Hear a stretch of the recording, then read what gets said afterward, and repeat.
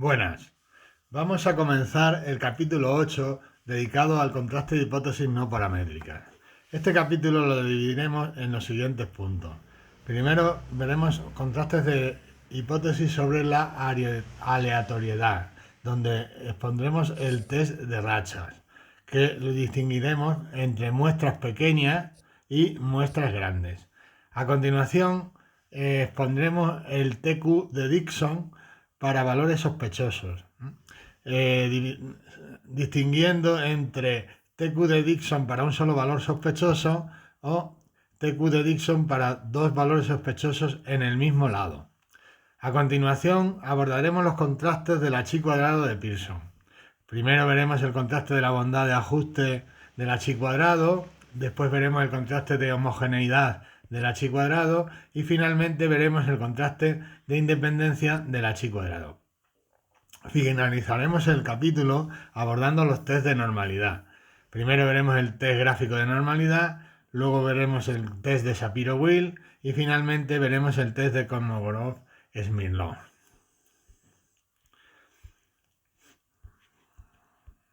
Bien, dice, en este capítulo recogeremos una serie de procedimientos que tienen en común contrastar hipótesis de tipo no paramétrico.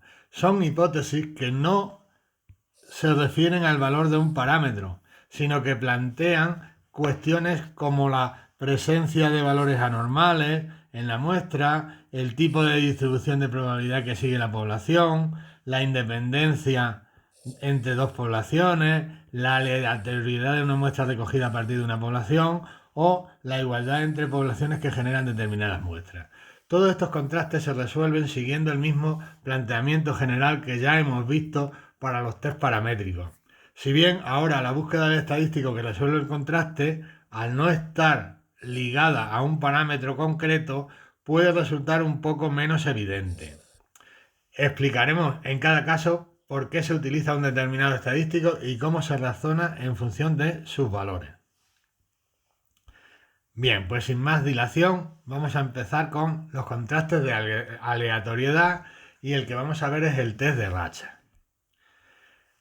Este tipo de contraste que estudiaremos estará dirigido a determinar si una muestra recogida se puede asumir como una muestra aleatoria simple. Es decir, vamos a comprobar si hay aleatoriedad o independencia en los datos de la muestra. Para comprender cómo resolver este contraste, pensemos qué pasaría si los datos de la muestra no fueran aleatorios o entre ellos hubiese dependencia. Esto motivaría que pudiésemos detectar tendencias en los datos, como por ejemplo que nos aparecieran los valores más pequeños al principio o los valores mayores al final de la muestra, o subidas y bajadas de los valores de la muestra a ritmos constantes, o alternancia excesiva entre los valores de la muestra, etc. Vamos a ilustrar esto con un ejemplo. Pensemos en una variable dicotómica, es decir, que solamente puede tomar dos valores. En este caso vamos a suponer que los valores que toma es el 0 y el 1. Si extrajésemos una muestra de tamaño 20, sería igualmente sospechosa de ser poco aleatoria o poco independiente esta muestra, ¿verdad? Donde los ceros nos han aparecido todos al principio y los unos nos han aparecido todos al final de la muestra. Ponemos la muestra en el orden en el que han aparecido los valores cuando se ha ido tomando la muestra. También sería sospechosa esta otra muestra donde indefinidamente se van sucediendo el 0 y el 1. Pero también sería sospechosa esta, donde tenemos aquí 3 ceros, 3 unos, 3 ceros, 3 1, etc. O también esta, 0, 0, 0, 0, 1, 0, 0, 1. En cualquiera de estas muestras son sospechosas de no aleatoriedad. Pero en eso se ve muy bien, pero más dificultad tendría desentrañar si series como las siguientes son o no frutos de muestras aleatorias simples. Por ejemplo, esta, bueno, pues ahí no lo tendríamos tan claro. O bien esta, donde tampoco lo tendríamos tan claro. Para ello, parece claro que es necesario fijar un procedimiento que nos determine cuando las alternancias en las muestras son debidas al azar o cuando los resultados parecen que obedecen a una tendencia. Y esta es precisamente la base del contraste de rachas, desarrollado conjuntamente por estos dos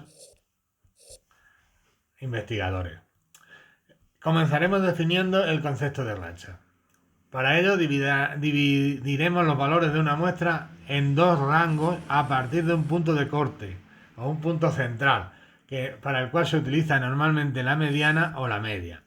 Tendremos por tanto una variable dicotómica con valores mayores o menores que el punto de corte dado. Lo que haremos es que los valores que aparecen en la muestra le calcularemos la mediana y para valores de la muestra mayores que la mediana los marcaremos con un signo positivo y valores de la muestra menores de la mediana los marcaremos por un signo negativo. Cuando sea igual a la mediana, pues estableceremos algún criterio de desempate. Dice, una racha es la ocurrencia continuada de uno o más valores que se sitúan en el mismo rango, es decir, de uno o dos más valores que están por encima de la mediana o por debajo de la mediana. Por ejemplo, en esta secuencia, donde la mediana podríamos decir que es 0,5, la media, perdón, sería 0,5 y si la tomamos como valor de corte, pues tendríamos dos rachas. Esta racha todos por debajo de la media, y esta racha todos por encima de la media.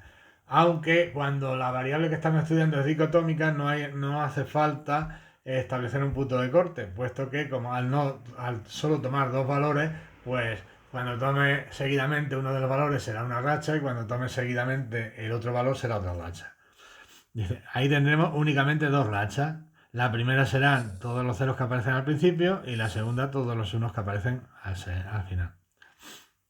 En esta, ¿cuántas rachas tendríamos? Pues aquí tendríamos una, aquí tendríamos 2, 3, 4, 5, 6, 7 y 8 rachas. Y en este caso extremo, pues tendríamos 20 rachas porque van alternándose los valores de la variable dicotómica. Entonces, para establecer los procedimientos que nos permitan distinguir entre casos donde la muestra es aleatoria y casos donde la muestra no es aleatoria según el orden en que aparecen los datos en la muestra, cuando hemos tomado la misma, pues el test de racha divide o diferencia dos situaciones, muestras pequeñas y muestras grandes. Vamos a empezar viendo las muestras pequeñas. ¿Qué pasa cuando la muestra es pequeña y cómo he de actuar?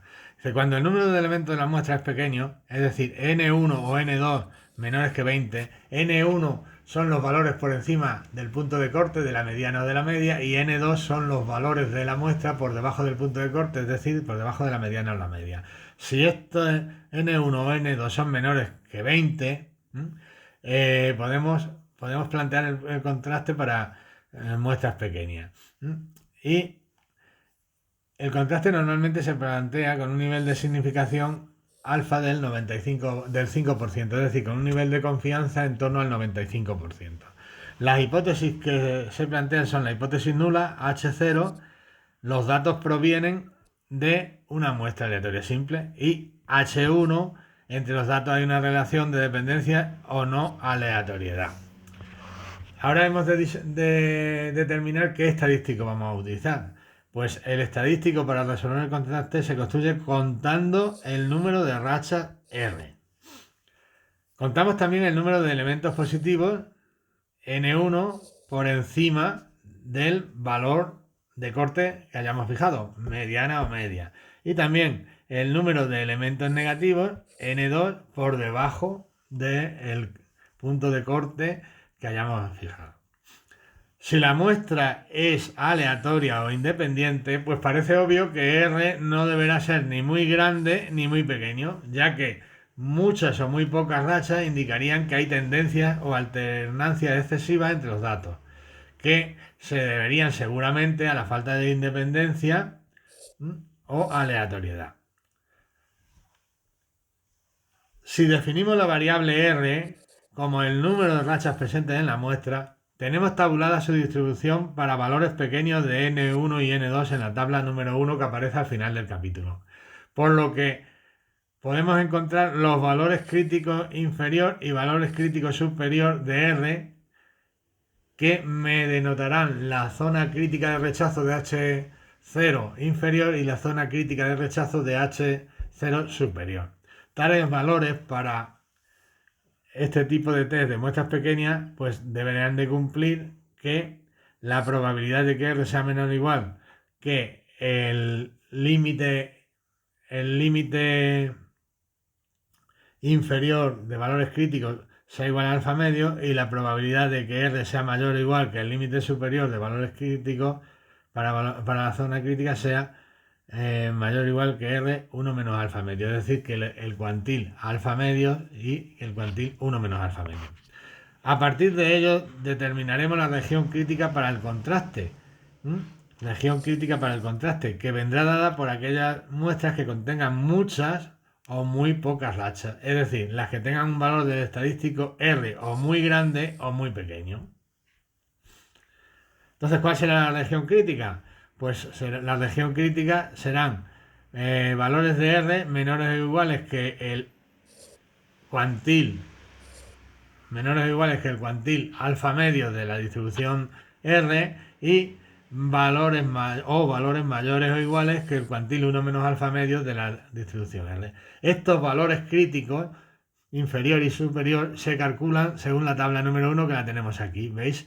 Aquí para N1 y N2 calculamos el valor crítico inferior de R.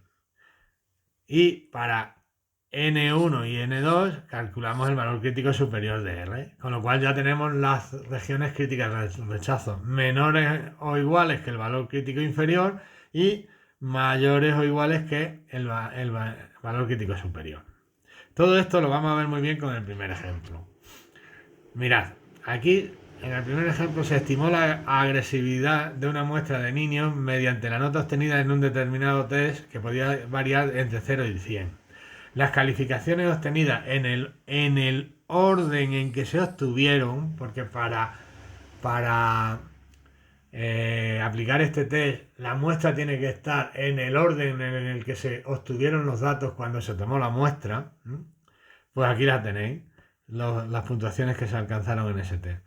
Dice determinar si las puntuaciones fueron obtenidas al azar con un nivel de significación del 5% o lo que es lo mismo, con un nivel de confianza del 95%.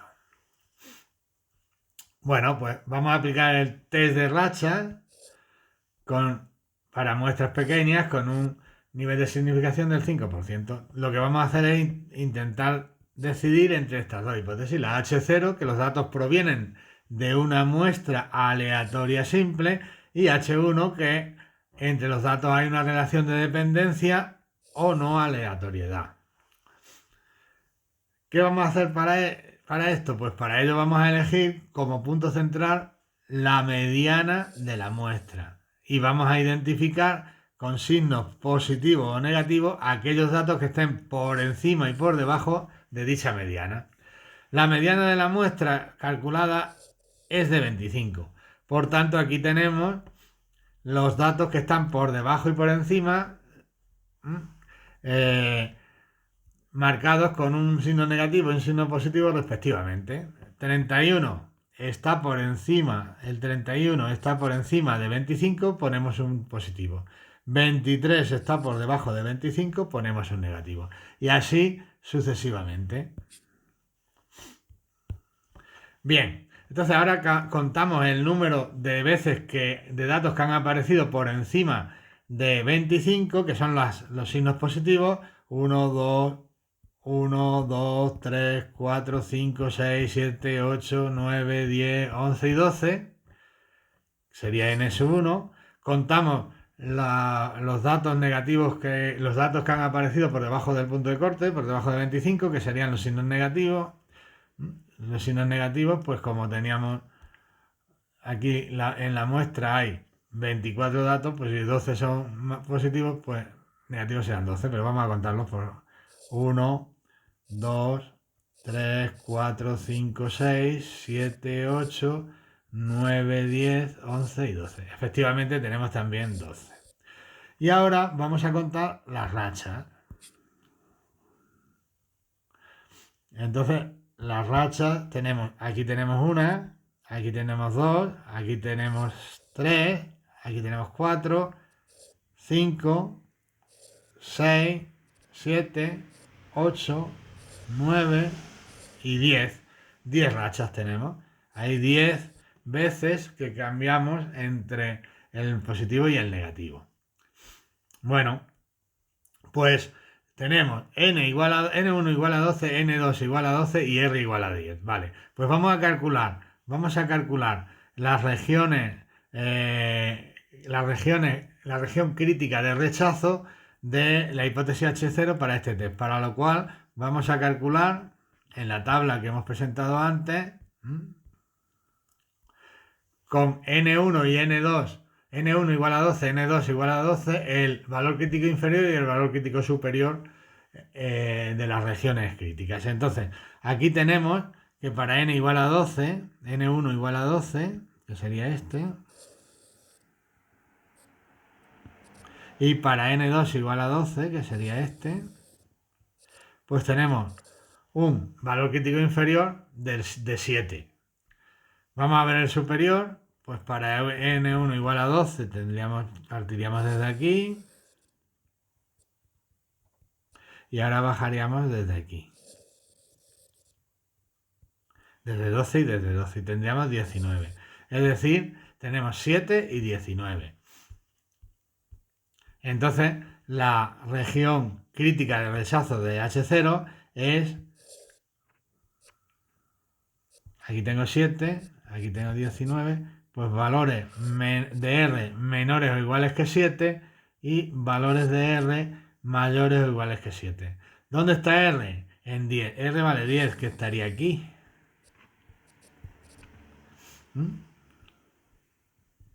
R vale 10, que no está ni en la región inferior de rechazo ni en la región superior de rechazo. Por tanto, no rechazamos la H0 y hemos de emitir la siguiente decisión.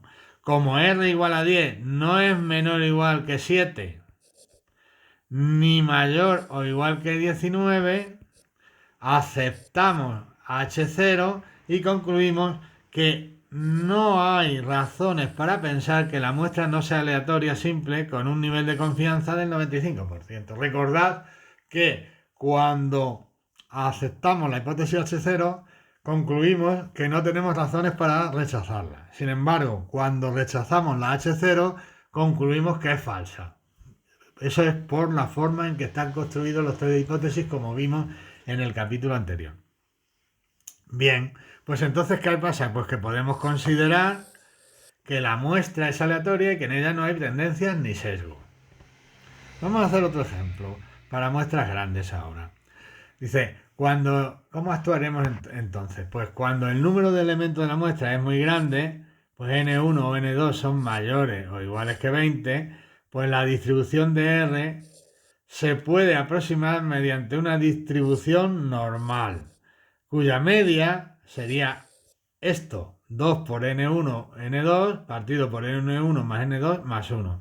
Y su desviación típica pues tendría esta poco amigable expresión, 2 por n1, n2, que multiplica a 2 por n1, n2 menos n1 menos n2, partido por n1 más n2 al cuadrado por n1 más n2 menos 1. Todo eso es raíz cuadrada de la expresión.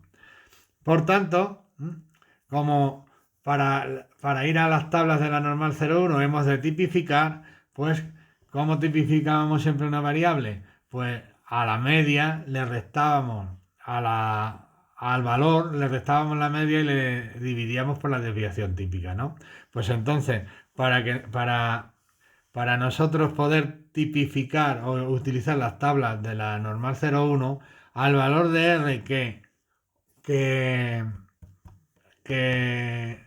utilicemos, habrá que restarle la media de la distribución normal con la que estemos trabajando y la desviación típica de la distribución normal con que estemos trabajando. La expresión que resulta es esta. La región crítica, pues como siempre, será que z sea menor o igual que el cuantil alfa medio o que z sea mayor o igual que el cuantil 1 menos alfa medio, que vamos a ver en un ejemplo cómo se calculan. Bueno, también se podría calcular el p-valor, pero nosotros de momento no lo vamos a utilizar. Pues venga, vamos a hacer el ejemplo 2 para muestras grandes. Dice, se toma un dato acerca del número de vehículos que pasan por un determinado punto kilométrico durante un periodo de tiempo determinado, recogiéndose los siguientes valores. Bueno, pues se ha hecho esa investigación y se ha ido apuntando cada día pues los valores del número de vehículos, que han pasado por ese punto kilométrico durante un periodo de tiempo determinado, digamos una hora, media hora o lo que sea. ¿Se puede considerar que los datos proceden de una muestra aleatoria simple? Pues venga, solución. Evidentemente hay que realizar un contraste de rachas. Para ello, lo primero, como esto no es una variable dicotómica, lo primero que tenemos que hacer es seleccionar un punto de corte. En este caso vamos a seleccionar la mediana como punto de corte, que si le calculamos resulta ser de 2,5.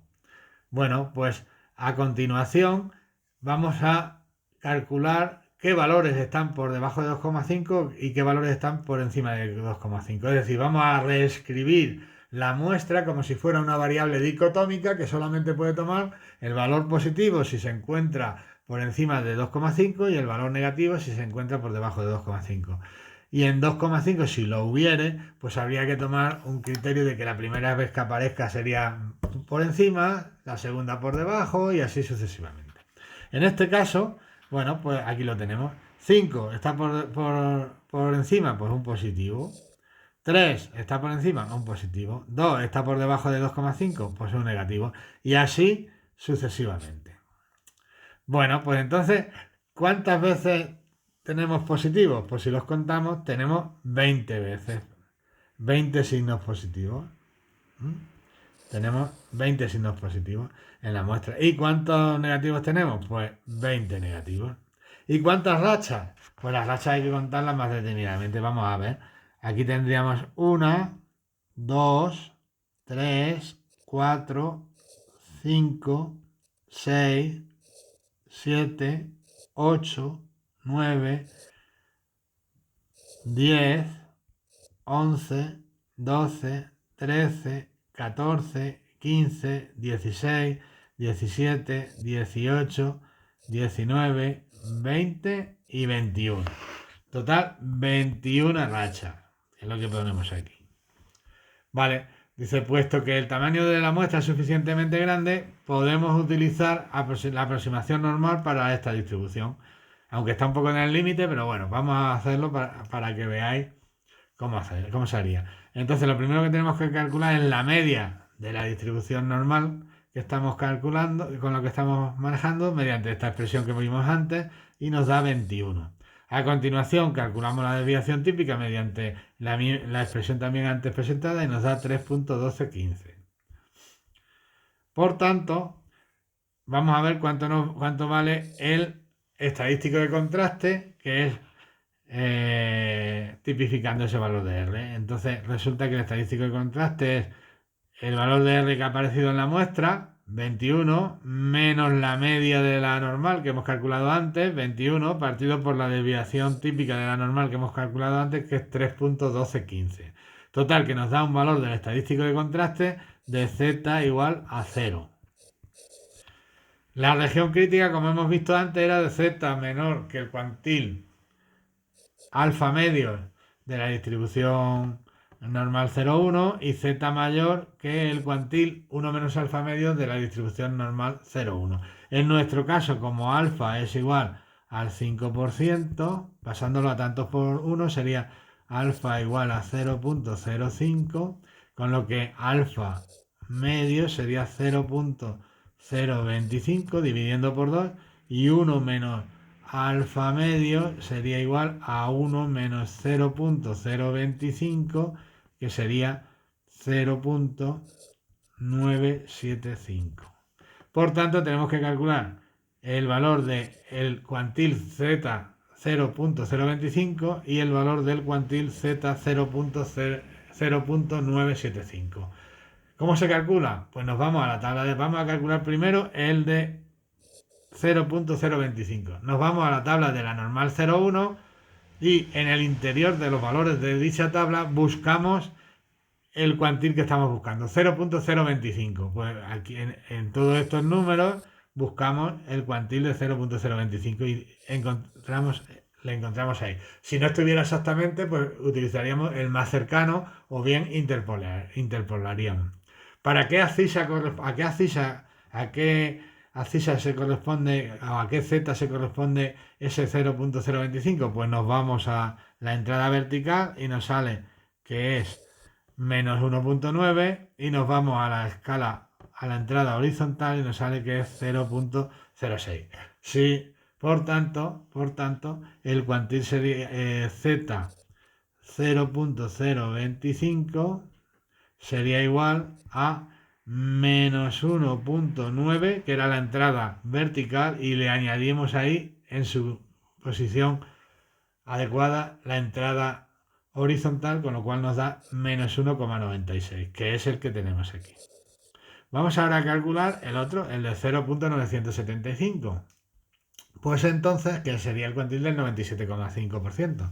Pues entonces buscamos, en vez de 0.0250, lo que buscamos ahora es 0.975, que aquí lo tenemos. Buscamos su entrada horizontal y su entrada vertical y resulta que el z 0.975 nos da entrada vertical 1.9, a la que añadimos la entrada vertical, que sería 0.06, que sería un 6 en posición de centésima, por tanto nos da 1.96. Aquí tenemos ya entonces nuestra región crítica. Valores menores que menos 1,96 y valores mayores que 1.96. Entonces, ¿qué situación tenemos? Pues tenemos esta. Aquí tenemos menos 1.96. Aquí tenemos 1.96. Región crítica de rechazo del H0. Pues valores menores que esto y valores mayores que este. ¿Cuánto ha salido el valor de nuestro estadístico de contraste? Nos ha salido que Z vale 0. Es decir, que eso estaría más o menos por aquí. No está, por tanto, en la región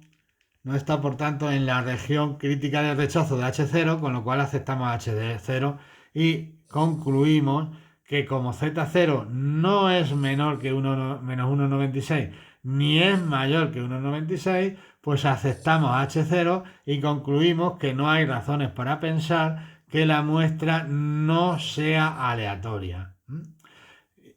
Todo ello con un nivel de confianza del 95%.